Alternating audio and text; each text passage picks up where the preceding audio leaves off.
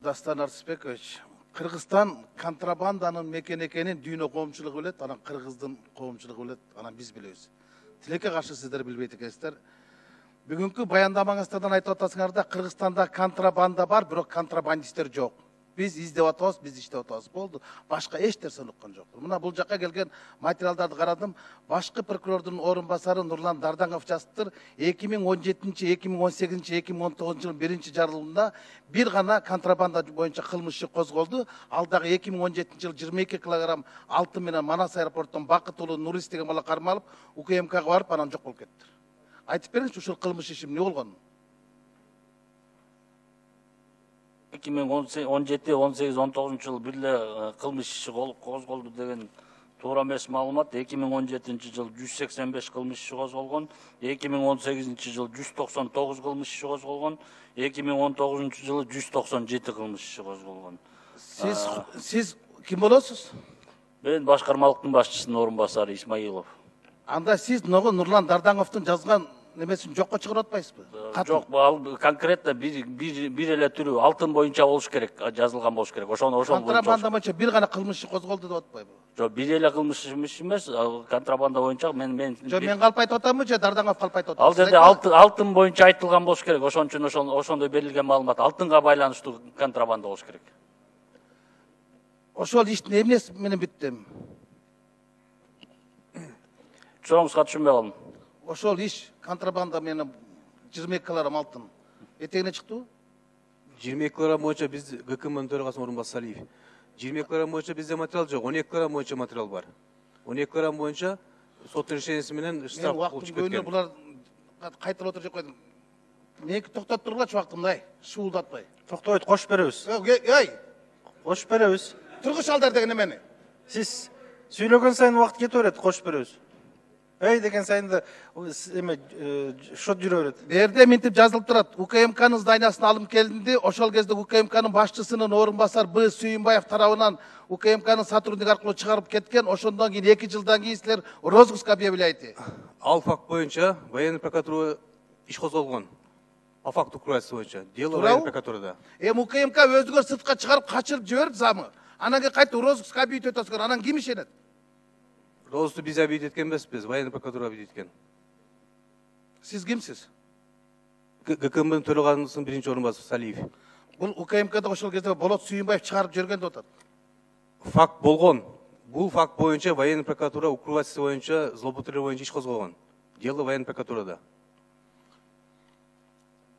Сиз жакшы түшүнөсүз. Эми УКМКнын орун басары устный немеси менен чыгарып жиберди, кийин ал бала жок болуп кетиптир, анан кийин розыска объявить эттик. Мына ушул да урууну 22 килограмм алтын менен кармап туруп кайта коюп берип жүрүп, розыска кылып кыйкырып атпайсыңарбы? Туура, факт болгон. Факттын негизинде айтып военный прокуратура иш козголгон. Аман эле болгула силер, сейфтен акчаны урдап тургансыздар. Так, Кыргызстандан нактылай акча чыгарып кеткен бул контрабандабы? Рұқсат бересіз бе?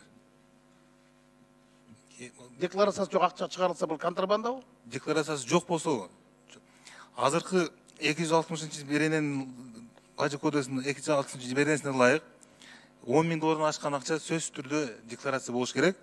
Анан чектөө 10 000 доллардан ашкандан кийин декларация кылгандан кийин чектөө жок. Канча чек кетет, канча Каржы полициясы азаттыктын иликтөөсү боюнча жооп бергенде Кыргызстандан 932 миллион доллар акча чыгарылып кетти. Бул контрабандага киреби, кирбейби? бул банковский перевод болгон. А кечеги пачкаланган акчалардын чыгып кеткени, Ал боюнча мен жооп аэропорттогу чыгып кеткен видеолор жөнүндө 260 статьянын негизинде 10 000 доллардан ашкандан кийин сөзсүз түрдө декларация жазылат, чектөө жок. Чектөө жок. Бул сизге тиешелүү суроо эмес, сиз отуруңуз, ички иштер министри жооп бериш керек. Манас аэропортундагы бир таңга акчаны көтөрүп кетти, Керимовду өлтүрүп. Ошону сурап атам. Ички иштер министриге айтыңыздарчы. Бир таңга акчаны көтөрүп келатат. Керимовду өлтүрүп салды. Ал кылмышта 20 секунд бергиле. 30 жеп койду булар. 20. Урматтуу Рыскелди Чыныбекович, ички иштер министри аэропорттун ичинде иштебейт, биз сыртындабыз. Жамал таможня жактардагы, паспортный контроль жактарда өлтүргөндө сырттан өлтүрбөдү, аэропорт сыртынан. сыртында. Силерге кирбейби ички? Сыртын биз карайбыз. Ошо эми сырттан өлтүрбөдү. Бул Сыртын качын. биз. Адам өлтүрүү фактысыны Ички иштер министрлиги карайт. Да, а контрабанда ал жак бизде. Ошо кылмыш иши боюнча айтып койсоңуз. Бизде бүгүнкү күндө бүгүнкү күндө бизде контрабанда, коррупция жана должностной кылмыштар жок да, экономический кылмыштар. Бизде жок бүгүнкү күндө. Бурмалуу, мен убакыты бар жеп койсуңар дем. Каштар Астаханов, жанагы аэропортто убийство болбоду, ошо боюнча айтып койсоңуз, ошону сурап атат. Убийство боюнча сурап атасызбы? Ооба. Ал убийство боюнча бүгүнкү күндө биз тергөө жүргүзүп атабыз. Өзүңүздөр билгендей, мен маалымат өткөндө бергенмин. 4 адам аныкталган, анын ичинде экөө кармалып, экөөсүнөн $180,000 биз тинтүү учурунда алдык, жана экөөсү издөөдө азыркы күндөчү. Акчалардын азыркы күндө тергөөнүн эмеси болгондуктан, купуя сыр болгондуктан каяктан экенин кийин айтып беребиз.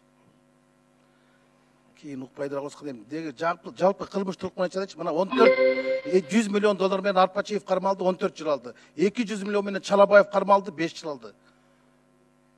$5,000 кылган УКМКнын немесине 50,000 сом штраф салдыңар дагы, Жусуп Иманалиев 300.